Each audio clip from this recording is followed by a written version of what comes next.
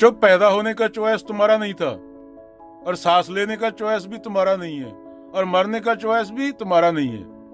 अगर तुम थोड़े अवेयर हो गए, जब तुम मानो स्टार्स को देखते हो खुले आसमान में बैठ के, उसके बाद तुम्हें अपनी औकात का पता चलता है, फिर तुम आके न्यूज़ देखते हो और इंसानों की सर्कस देखते हो, तो तुम हंस सकते हो और कुछ नहीं कर सकते, क्योंकि दुनिया में आना तुम्हारे हाथ में नहीं था, दुनिया से जाना तुम्हारे हाथ में नहीं है, सांस लेना तुम्हारे हाथ में नहीं है, दिल का धड़कना तुम्हारे हाथ में नहीं है, धरती का घूमना तुम्हारे हाथ में नहीं है, यूनिवर्स का एक्सपेंड करना तुम्हारे हाथ में नहीं है। पर फिर भी इंसान की ईगो देख सकते हो।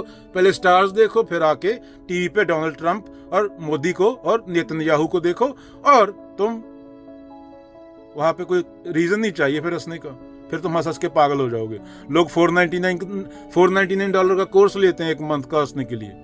पहले तुम विशालता को देखो, अनंतता को देखो, ऊपर आसमान में पेड़ के नीचे बैठ के, फिर आके न्यूज सुनो, इंसानों की सर्कस देखो।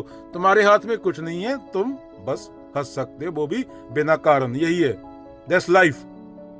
हवा चल रही है बस